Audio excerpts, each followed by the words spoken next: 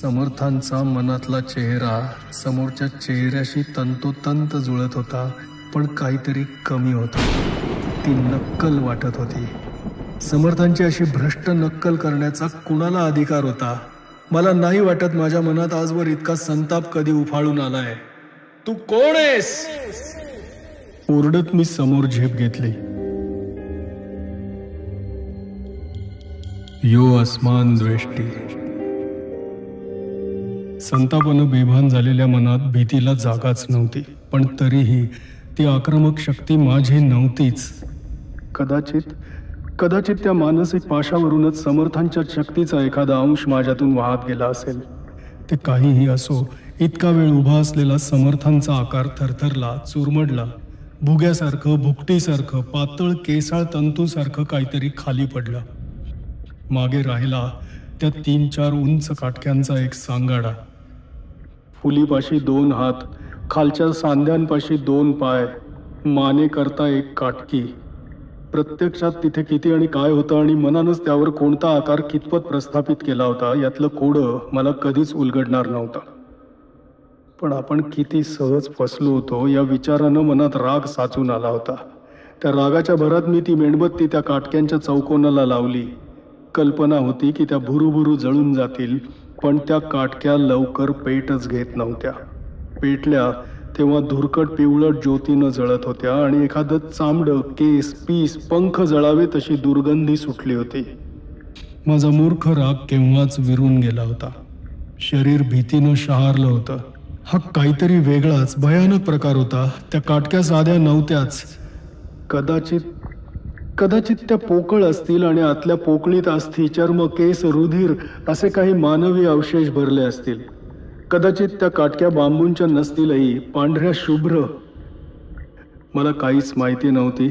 या भयानक मार्गाचा केवळ पृष्ठभागच मी नखानं नुसता खरवडला होता. हातातली मेणबत्ती मी खाली फेकून दिली आणि एक पाऊल मागं घेत त्या जळत्या अवशेषांपासून दूर झालो आणि परत आता पूर्वी इतका सोपा न वाटणारा माझा शोध पुढे सुरू केला. दुपारची एक डिश वगळता पोटात काही अन्न गेलेलं नव्हतं. शिवाय एकसारखी धावपळ चालली होती. शरीराला थकवा आला होता, पण मन कसं जागृत होतं. आता मला पटलं होतं समर्थ कामावर निघताना अन्नाचा कणही का घेत नसत ते. मी चालत होतो, दिशेची विशेष काळजी न करता. शेरपचेच हस्तक मला शोधत येतील हा माझा कयास खरा ठरला होता. शिवाय त्यात आणखी एक समाधान होतं. त्यांनी मला फसवण्याचा, अडवण्याचा, जाळ्यात पकडण्याचा प्रयत्न केला होता. याचाच अर्थ माझी हजेरी त्यांना अडचणीची वाटत होती. माझ्याकडून समर्थांना काही ना काही मदत होईल अशी त्यांना भीती वाटत होती. मी खूप स्वतःला अनभिज्ञ, क्षुद्र समजत असेन, पण माझ्यातल्या क्षमता माझ्यापेक्षा त्यांना जास्त समजत होत्या. हा विचार आत्मविश्वास वाढवणारा होता, मनाला धीर देणारा होता. आपण अगदीच निरुपयोगी नाही तर, असं वाटत होतं. आणि मला कल्पना नव्हती की अगदी लवकरच माझ्या या आत्मविश्वासाचा कस लागणार होता. मधून मी टॉर्चवरचा रुमाल काढत होतो. 4ही बाजूंना प्रकाश टाकत होतो. अजूनपर्यंत तरी प्रकाशात केवळ तळघरच दिसत आलं होतं, पण मध्येच एकदा माझ्या टॉर्चचा प्रकाश समोर गेला. समोर ओळीनं त्या 3 बाहुल्या उभ्या होत्या. स्वतःच्या बुटक्या बेडौल पायांवर मागं पुढं डुलत होत्या. रक्त थिजवणारं दृश्य. सर्वत्र अंधार, आवाज नाही. मी खोल जमिनीखाली एकटा आणि अघोरी शक्तीनं भारलेल्या या 3 बाहुल्या माझ्या नाशासाठी आक्रमक पवित्रा घेऊन माझी वाट अडवून उभ्या असलेल्या. आता माझ्या रक्षणासाठी समर्थ नव्हते. सर्व भिस्त माझी स्वतःवरच होती. जे काही धैर्य होतं, जी काही तर्कबुद्धी होती, जो काही विश्वास होता, त्याचा उपयोग करून घ्यायची वेळ आता आली होती. मी समोरच्या दृश्याचं विश्लेषण करू शकलो याचाच मला अभिमान वाटला. केवळ भयानं सारासार विचार गमावून बसलो नव्हतो याची ही खूण होती. मनात 2 विचार होते. समोर दिसणाऱ्या दृश्यात सत्य किती आणि भास किती. आणि दुसरा विचार, त्या बाहुल्या जरी भारलेल्या असल्या, सचेतन असल्या, तरी त्या मला प्रत्यक्ष शारीरिक इजा करण्याची शक्यता होती का? आणि आता मी काय करायला हवं? मी परत जाऊ शकतच नव्हतो. समर्थांपाशी पोचायलाच हवं होतं. इथे थांबून नुसती खडाखडी करण्यातही अर्थ नव्हता. तेव्हा पुढे जाणं, संरक्षणाचा सर्वोत्तम मार्ग म्हणजे आक्रमण. मी पुढे चालतच राहिलो. टॉर्चचा प्रकाश समोर टाकला नाही. त्या झोतात त्या चमकणाऱ्या लाल काळ्या डोळ्यांकडे पाहणं अशक्य होतं. शिवाय नेत्रांवाटे केवळ त्या प्रतिमाच येतील का आणखीनही काही येईल याची खात्री नव्हती. पण त्या थरथरत्या बाहुल्या जवळजवळ यायला लागल्या तशी पावलं जड व्हायला लागली. शरीराला अक्षरशः इंचानं पुढं रेटावं लागत होतं. त्यांच्या आणखी जवळ पोहोचलो. आता तर त्या लखलखत्या डोळ्यांकडे पाहायची हिंमतच नव्हती. एखाद्या बर्फाच्या खड्याच्या आसपास असावा तसा गारवा त्यांच्या आसपास होता. हात पाय त्वचा बधीर होत जाव्यात तसं वाटलं. पुन्हा एकदा मन दुसरीकडे एकाग्र करण्याचा प्रयत्न केला, पण ते क्षणाक्षणाला कठीण होत चाललं होतं. वेळ महत्वाचा होता. माझ्या जाणीवा यांच्या हाती गेल्या तर मी इथेच एखाद्या भूलभुलैयात अडकल्यासारखा घोटाळत राहीन. समर्थांनी माझ्या गळ्यात संरक्षणासाठी घातलेला ताईत आठवला. मी तो हातानं हिसकून काढला आणि संतापानं समोरच्या बाहुल्यांच्या रोखानं फेकला. काय होणार होतं मला माहीत नव्हतं, पण एखादा मोठा फटाका लावल्यावर आपण डोळे मिटून घेतो तसे मी डोळे मिटून घेतले होते. मिटलेल्या पापण्यातूनही प्रकाशाचा लखलखाट दिसला. डोळे उघडले तेव्हा त्या प्रकाशाच्या केवळ लाल निळ्या पार्श्वप्रतिमाच दिसत होत्या. छिन्न भिन्न झालेल्या 3 बाहुल्या फरशीवर वेड्या वाकड्या पडल्या होत्या. हवा मोकळी झालीसं वाटत होतं. आधीच बराच वेळ गेला होता. मी घाईनं पुढे निघालो आणि आता मला दूरवरून अगदी अंधुकसा लाल पिवळा प्रकाशही दिसायला लागला होता. तो जर त्या धडधडत्या पलित्यांचा असेल तर मग मी त्या पिंजऱ्याच्याच दिशेनं चाललो होतो. या विचारानं पावलांना आणखी गती दिली. कदाचित या सर्व प्रकरणाचा क्लायमॅक्सचा बिंदूही जवळ येत असेल. माझी उत्कंठा वाढत चालली होती. समर्थ आणि शेरव यांचा अंतिम संघर्ष आता ठाकला होता.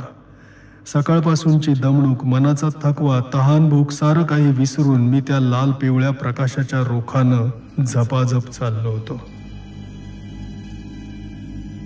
यो अस्मान द्वेष्टी, प्रकरण 12.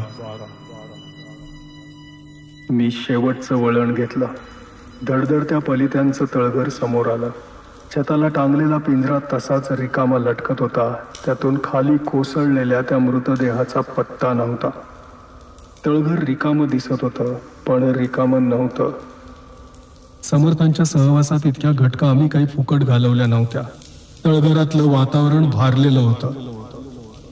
शक्तीचे अदृश्य प्रवाह जाणवत होते. त्या अग्नीसारख्या होत्या, स्वतः निर्विकार पण वापरणाऱ्याच्या हेतूप्रमाणे शुभ किंवा अशुभ ठरणाऱ्या.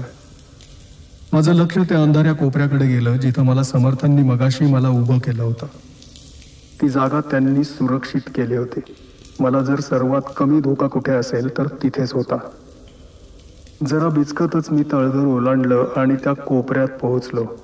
समर्थांची ती भस्माची आकृती दृष्टीला अजूनही अभंग दिसत होती. प्रत्यक्षात कितपत सुरक्षित होती कोणास ठाऊक, पण मी आत पाऊल टाकला आणि शांतपणे उभा राहिलो. तू आलाच ना परत? समर्थांचा आवाज मागच्या बाजूने आला, इतका अवचितपणे की मी जोरात दचकलो. समर्थ माझ्या मागेच उभे होते, हसत होते. आता माझं मला नवल वाटलं. मगाच्या त्या नकली आकाराला आपण फसलो कसे? समर्थ पुढे आले. त्यांनी माझ्या खांद्यावर हात ठेवला. तिकडचं काम झालं? हो, अनंतराव शुद्धीवर आले. त्यांना हॉस्पिटलमध्ये पोहोचवलंय. ती बाहुली, तिचा त्या खोलीतच नाश केला. बाहेर न्यायला लागलो तर तेवढं सांगायचं राहून गेलं होतं. पण समर्थ, तुम्ही इतका वेळ इथे होतात? चल तुला दाखवतो, ते हसत म्हणाले. खालच्या भस्माच्या आकृतीकडे त्यांचं लक्षही नव्हतं. म्हणजे तिची उपयुक्तता संपली होती. मला त्यातलं काहीच कळणार नव्हतं. मी त्यांच्या मागोमाग गेलो. पलित्यांचा प्रकाश मागे राहिला, पण पुढे अंधार नव्हता. प्रकाश मंद पिवळसर होता, पण संथ शांत होता. त्या तळघरात अनेक बोळ होते. अनेक खोल्यांसारख्या रुंद जागा होत्या. त्यातल्या एकीची समर्थांनी निवड केली होती. त्या जराशा रुंद जागेत त्यांनी बऱ्याचशा 15-16 तरी असतील लहान मेणबत्त्या काही एका विशिष्ट रचनेत मांडल्या होत्या आणि आता त्या संथ ज्योतींनी जळत होत्या. याचा अर्थ इथे वारा नव्हता, म्हणजे ती वाट पुढे बंद होत होती. कदाचित त्यासाठीच समर्थांनी ती निवडली असेल. त्या मेणबत्त्यांना वळसा घालून समर्थ पुढे चालले होते. मीही त्यांच्या मागोमाग गेलो. पुढे प्रकाश होता. समर्थांनी टॉर्च काढला होता आणि 5-7 पावलांवरच ते माझी वाट पाहत थांबले होते. मी त्यांच्यापाशी पोहोचताच त्यांनी मला एका हातानं थांबवलं आणि टॉर्चचा प्रकाश जरा पुढे फरशीवर टाकला. त्या एका सरळ रेषेपाशी फरशी संपत होती. सावकाश सावकाश पुढे जाऊन पाहिलं तेव्हा दिसलं की तिथे तळघराची जमीन संपत होती. त्या रेषेपुढे एक खोल काळी गर्ता होती. खाली टाकलेला टॉर्चचा प्रकाशही त्या काळ्या खोलीत गडप होत होता. मी अशा जागा पाहिल्या होत्या. मंतरहाटच्या डोंगरातली गुहा, वेड्या रघुची गुहा. ही खोल विवरं भलतीकडेच जातात. त्यांच्या तळाशी काही काही भयानक वेटोळी घालून बसलेलं असतं. आवाहनाला, उत्तेजनाला साथ देऊन ते आपल्या साध्या त्रिमित अवकाशात अवतीर्ण होतं. मी त्या गर्तेच्या काठावरून मागे सरकत होतो, पण समर्थांनी माझ्या पाठीवर हलकेच हात ठेवला आणि ते हलक्या आवाजात म्हणाले, "अप्पा, जरा थांब आणि पहा." आधीच तळघर अंधारलेलं त्यातलं हे विवर मला नाही वाटत लक्षावधी वर्षात तिथं कधी प्रकाशाचा अंधुकसाही किरण पोहोचला असेल. आता तो प्रकाश खोलवर गेला होता. आधी मला त्या विवरात काहीही दिसलं नव्हतं, पण आता काही अंधुक रेषा दिसायला लागल्या होत्या. रंगीत धुराची वेटोळी एकमेकात गुंतत होती, उलगडत होती, वर सरकत होती. त्यांच्या गर्भात प्रकाश कण होते. दूर होते म्हणून ते लहान वाटत होते. अंतराची कल्पना येत नव्हती. त्यांचा खरा आकारही समजत नव्हता. पण कितीतरी वेळ तो धूसर आकार सावकाश सावकाश वर चढतच राहिला. तेव्हा मला समजलं तो आकार अवाढव्य असला पाहिजे आणि ते चमकते बिंदू तळव्या एवढे नाही, पंजा एवढे नाही, ओंजळी एवढे तरी असलेच पाहिजेत. आता त्यांच्यातले बारकावे दिसत होते. मोठ्या लालसर वर्तुळात एक काळा गोल डोळाच की, पण किती थंड, किती निर्विकार, किती किती अमानवी. एक खूप मागची आठवण वर यायची धडपड करत होती. मी हा आकार पूर्वी पाहिला होता, वेगळ्या संदर्भात, वेगळ्या चौकटीत, पण हाच आकार. स्वतःभोवती वेटोळी घालणारा, गर्भात चमचमते प्रकाश बिंदू वागवणारा आकार. महालकरी आणि त्याचे तिघे साथीदार त्या हिरव्या पाषाणाच्या आसनाभोवती गुडघ्यांवर बसून एक सुरात जप करणारे चौघे. त्या हिरवट पाषाणावर तो आकार तरंगत आला होता. त्याला भक्ष्य म्हणून ते लहानशा तारकाचा बळी देणार होते. आता आठवलं. त्या महालकरीचा मंत्र मी स्मृतीत ठेवला होता. आप्पा. टॉर्च मालवून मागे सरत समर्थ म्हणाले, "आपलं विश्व अनेक मितीत पसरत गेलेलं आहे. त्यात अनेक दारं आहेत. त्यापैकी एकाची ही किल्ली आहे. दार खोलताच ते हजर झालंय. त्याला भक्ष्य हवंय आणि मी ते त्याला देणार आहे." "शेरब?" मी नवलानं आणि अविश्वासानं म्हणालो. "होय, शेरब." मेणबत्त्यांचा प्रकाश त्यांच्या चेहऱ्यावर खालून वर पडत होता. सावल्यांचे कोन अपरिचित होते. त्यांचा चेहरा कठीण कातळात कोरल्यासारखा कठोर वाटत होता. "होय, शेरब," ते पुन्हा म्हणाले. "मी मगाशीच त्याच्याकडे जाणार होतो, पण तू तो ताईत फेकलास ना. त्याचा उलगडा होईपर्यंत थांबलो होतो." त्यांचा आवाज अडखळला. फार फार क्वचित वेळाच होणारी गोष्ट. मला क्षणभर भीती वाटली की तुला काहीतरी झालंय. माझ्या खांद्यावर हात ठेवत ते म्हणाले, "कारण अप्पा, त्यांच्या स्पर्शाखेरीज तो ताई तसा स्फोट होऊन उलगडलाच नसता. मीच तो त्यांच्या अंगावर फेकला होता." "स्वतःच्या संरक्षणाचं शेवटचं साधन फेकलंस. त्या खेरीज तुमच्यापर्यंत कसा पोहोचलो असतो?" ते क्षणभर गप्प बसले, मग परत पुढे होत म्हणाले, "चल, आपण शेरबला आणू." शेरब, सर्वशक्तिमान मांत्रिक शेरब. हा त्याच्या मालकीचा, त्याच्या कलेनं भारलेला अवकाश. केवळ समर्थच इतक्या शांतपणे हे म्हणू शकत होते. आम्ही त्या मेणबत्त्यांच्या रचनेशेजारून चाललो होतो. मेणबत्त्यांच्या मांडणीत मला काहीही क्रम किंवा अर्थ दिसत नव्हता, पण ती काळजीपूर्वक केली होती हे भस्माच्या रेषांवरून दिसत होतं. मला तिकडे पाहताना पाहून समर्थ म्हणाले, तोही त्यातलाच भाग आहे अप्पा. चेरबसाठी नाही, त्याच्या हस्तकांसाठी.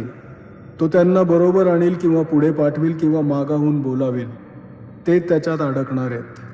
तिथली प्रेरणा अदृश्य आहे, पण अवकाशातल्या एखाद्या अतिजड वस्तूच्या गुरुत्वाकर्षण क्षेत्रात लहान कण, धूमकेतू, उल्का, मिटिओराइट, लहान ग्रह, भारलेले कण इत्यादी सापडतात ना, तसाच हा प्रकार आहे.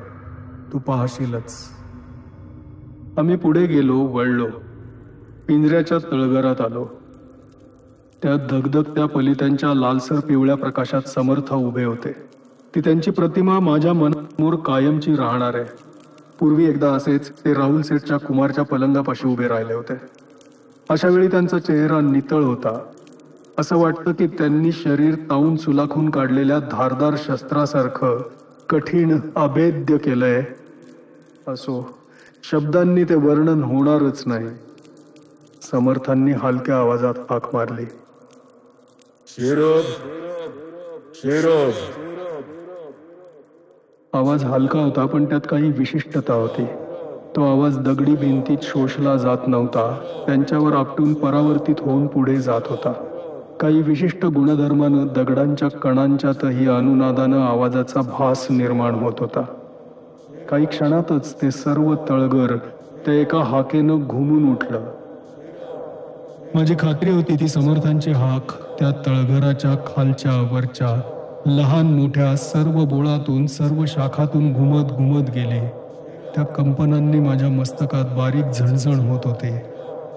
पण तेव्हा मला कल्पना नव्हती की ज्या शेरबसाठी ती हाक होती, त्याच्या शरीराचा कण कण त्या हाकेतील कंपनांनी घुसळला जाणार आहे आणि तो डोकं घट्ट धरून ओरडत किंचाळत तळघरात येणार आहे. हो हो हो, थांबा थांबा. तो किंचाळला. समर्थांनी आणखी एक शब्द उच्चारला आणि ती हाक सावकाश सावकाश विरली. शेवटचे प्रतिध्वनी लांब लांब जात श्रवण मर्यादेखाली गेले.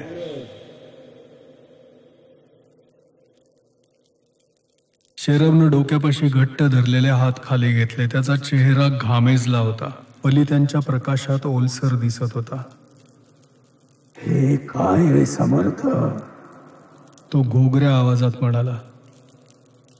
मी तुला हाक मारली, समर्थ थंड आवाजात म्हणाले. पण तेवढ्या अवधीतही शेरब सावरलाही होता. त्याच्या खांद्यात उभारी आली होती. चेहऱ्यावरचा रंग पूर्ववत झाला होता. हिरवट डोळ्यात परत चकाकी आली होती. ठीक आहे, मी आलोय, तो उर्मट आवाजात म्हणाला. शेरब, तुला शेवटचं आवाहन करणं माझं कर्तव्य आहे. केलेल्या दुष्कर्माचा तुला पश्चाताप होत असेल, त्याबद्दल योग्य ते प्रायश्चित्त भोगायला तू तयार असशील तर तुला ती संधी देणं माझं कर्तव्य आहे. जी प्राचीन परंपरा तू मानतोस त्याच परंपरेला अनुसरून मी तुला हे शेवटचं निर्वाणीचं आवाहन करतो. आजवरचा वाममार्ग सोडून तू पश्चाताप दग्ध मनानं प्रायश्चित्त घ्यायला तयार आहेस का? शेरब, ही शेवटची संधी आहे. समर्थांच्या शब्दाबरोबर शेरबचा चेहरा आश्चर्यचकित होत होता आणि मग शेवटी त्यावर संतापाचा ताव चढला. स्वतःचा संताप आवरणं त्याला शेवटी जवळजवळ अशक्य झालं होतं.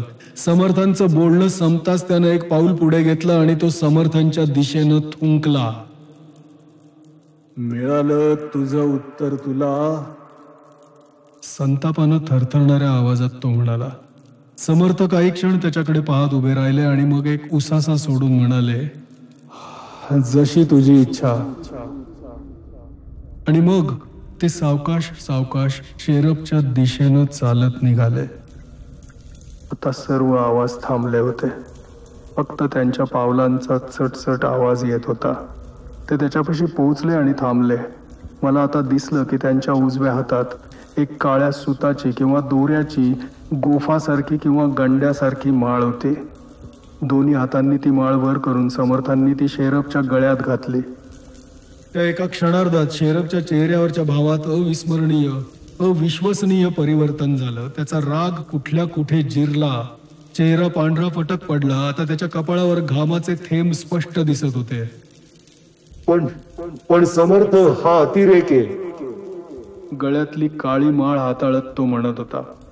वरकरणी साध्या वाटणाऱ्या त्या क्रियेत काहीतरी विलक्षण संकेत साठवलेला होता. समर्थक काहीच बोलले नाहीत.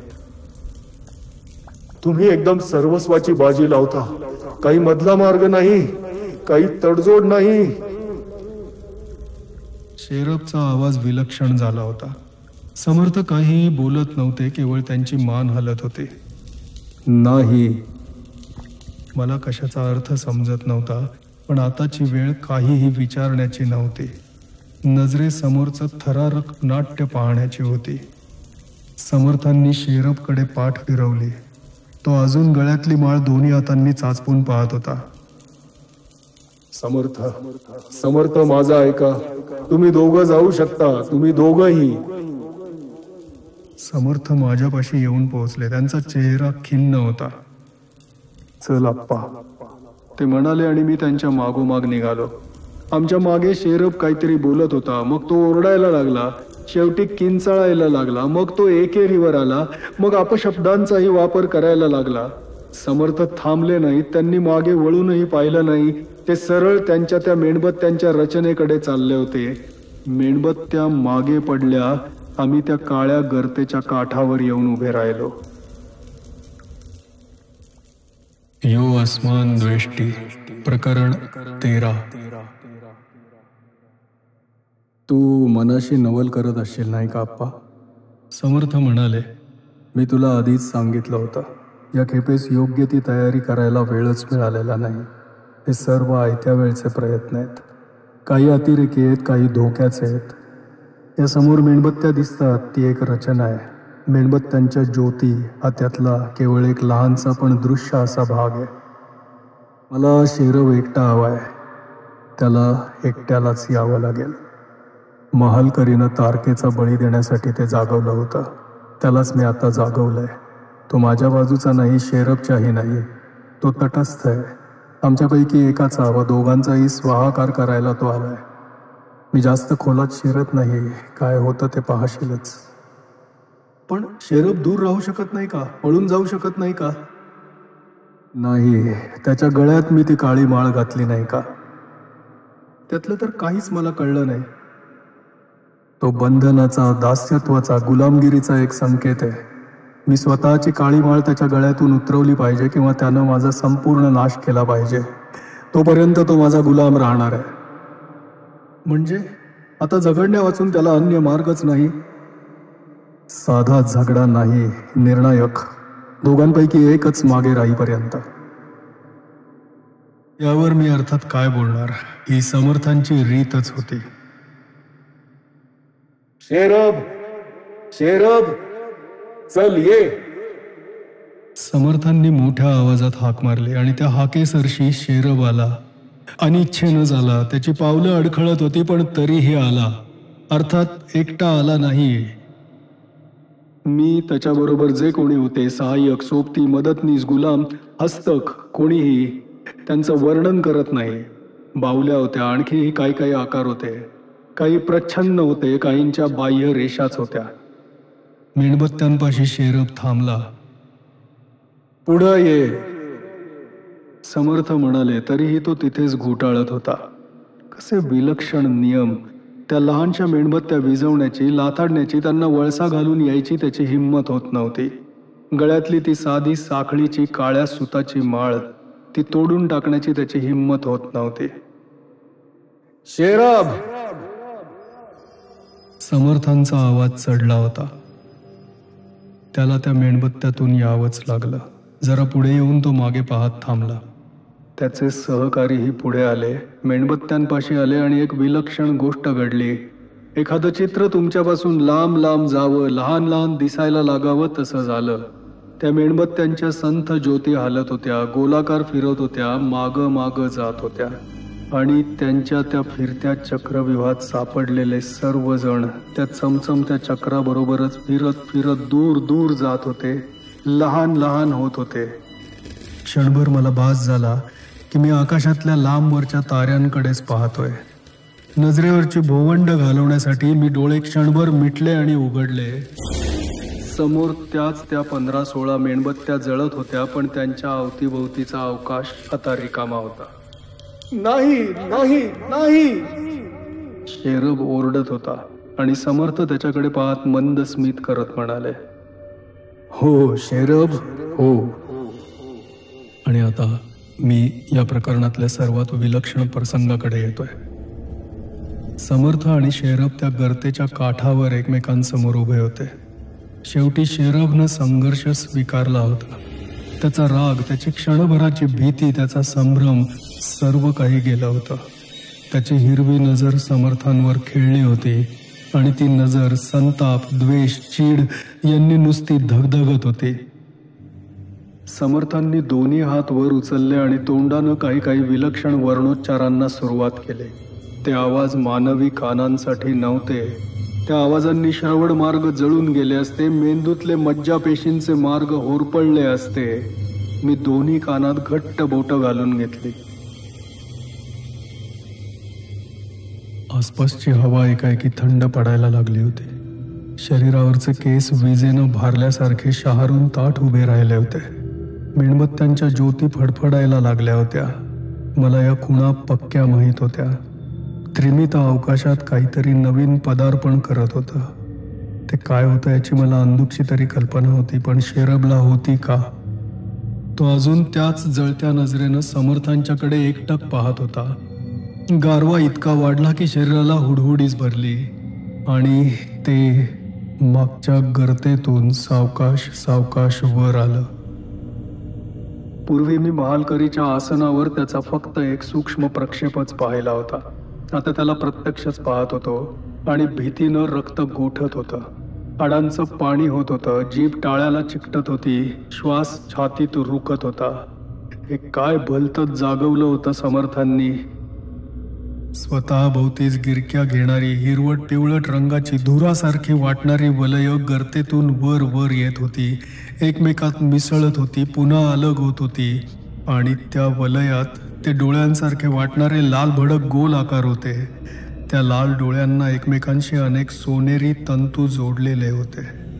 तो हिडीस जडगव्याळ जीव गोठवणारा आकार वर येतच होता.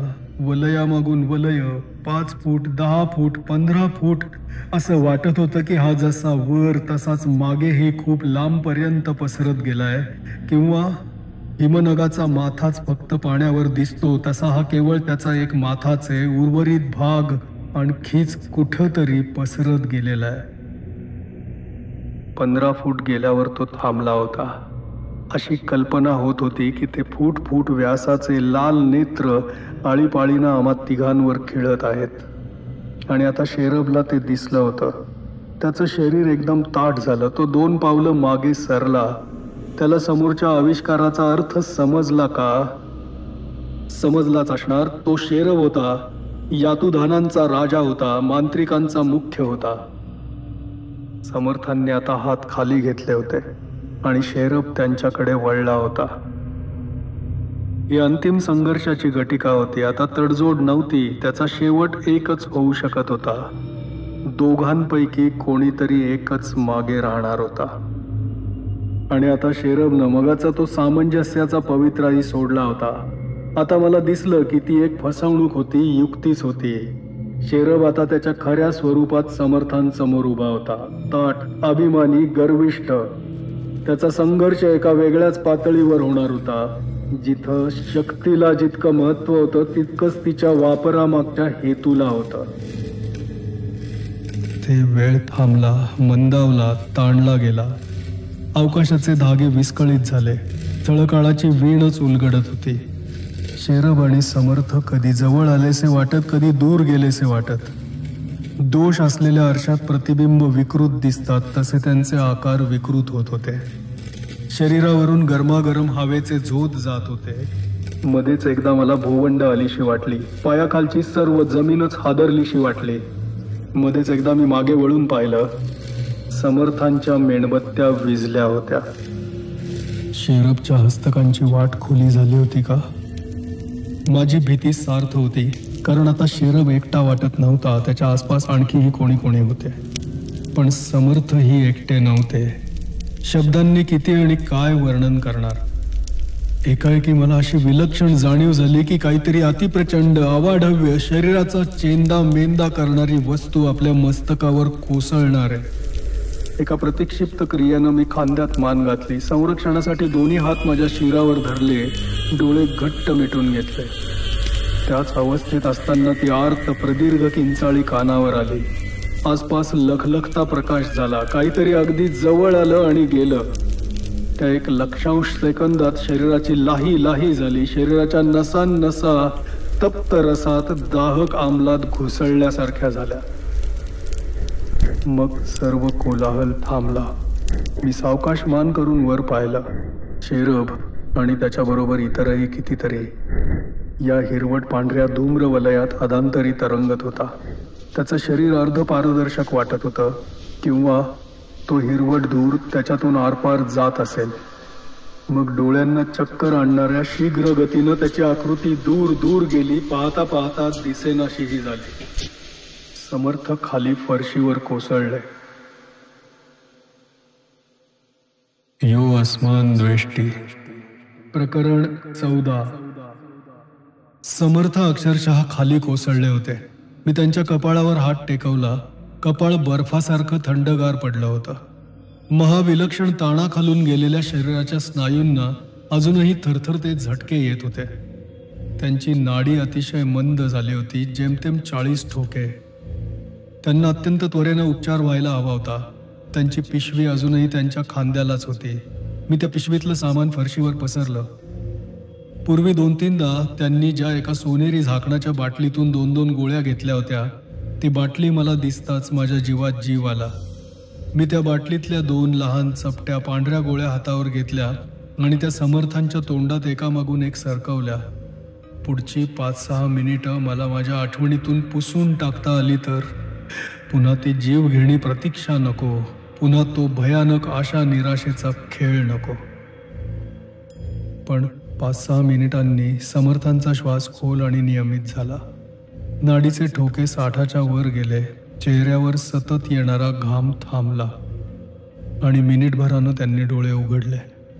त्यांना आतून सर्व काही जाणवत असलं पाहिजे, कारण त्यांच्या डोळ्यात ओळख होती, आभार होते. आम्ही तळघराच्या वर आलो तेव्हा पहाट झाली होती. हवेत गारवा होता, पण या साध्या सुसह्य नेहमीच्या गोष्टी होत्या. आम्ही गाडीपाशी आलो. गाडीत बसलो, पण समर्थांनी गाडी लगेच सुरू केली नाही. आतली ऊब आता सुखाची वाटत होती. समर्थांना विचारण्यासारखं फारसं काही नव्हतं. मी स्वतः सर्व प्रसंगांना साक्षीदार होतो. एकच शंका मनात होती. समर्थ महालकरीनं जागवलेला तो आकार लहान होता. इथून कितीतरी अंतरावर होता. कितीतरी दिवसांपूर्वी ती गोष्ट झाली. इथे तो प्रत्यक्ष कसा काय प्रकटला? अप्पा, हे सर्व आविष्कार आपल्या नेहमीच्या मर्यादित जगाबाहेरचे. बाहेर ही केवळ कल्पना आहे. सरावानं सोपा वाटणारा संकेत आहे. खरी समज येणं फार कठीण आहे. तिथे त्या क्षेत्रात आपल्या स्थळाच्या काळाच्या कल्पना गैर लागू आहेत. तिथला कोणताही एक बिंदू आपल्या विश्वातल्या यच्चयावत बिंदूंना समीप आहे. तिथला कोणताही एक क्षण आपल्या विश्वनिर्मितीपासून विश्वाच्या अंतापर्यंतच्या प्रत्येक क्षणाला निकटचा आहे. पूर्वीच्या वर्णनातल्या त्रिकाल ज्ञान आणि त्रिखंडात संचार या कल्पना या जराशा वेगळ्या मार्गानं खऱ्या होत्या. शेवटी शेरव हारला आणि त्याचा बळी बनला. मी म्हणेन की त्याला त्याच्या प्रमादांना योग्य असं प्रायश्चित्त मिळालं. बाकी तपशिलात जाण्याची आपल्याला काय आवश्यकता आहे. समर्थांनी गाडी सुरू केली. महिन्याभरानं, म्हणजे त्यांना पूर्ववत व्हायला तितका अवधी लागला. महिन्याभरानं अनंतराव कमलाबाईंच्या बरोबर समर्थांकडे आले. अर्थात त्यात नवल काहीच नव्हतं. विशेष हे होतं की मिश्राही त्यांच्याबरोबर आले होते. अनंतराव आणि मिश्रा दोघांची उत्सुकता आणि कुतूहल दोन्ही विलक्षण होतं.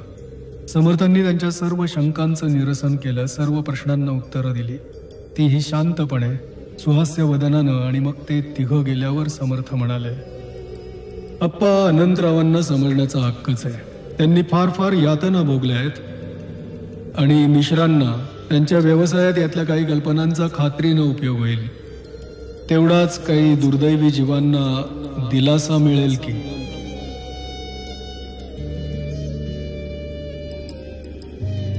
मित्रांनो, आशा आहे की ही कथा तुम्हाला आवडली असेल. लाईक करा आणि तुमचे कॉमेंट्स मला कळू देत. आणि सबस्क्राईब केलं नसेल तर करून ठेवा, कारण पुढच्या आठवड्यामध्ये एक अतिशय वेगळा आणि एक्साइटिंग एपिसोड घेऊन येतोय. तेव्हा नोटिफिकेशन तुम्हाला वेळच्या वेळी मिळायला पाहिजे. हा एक टाईम सेन्सिटिव्ह कंटेंट आहे. तर पुढच्या आठवड्यामध्ये नक्की भेटू नवीन एपिसोडमध्ये. संसोहम या आपल्या आवडत्या चॅनलवरती. मनापासून धन्यवाद. यो अस्मान वेष्टी. लेखक नारायण धारप. समाप्त.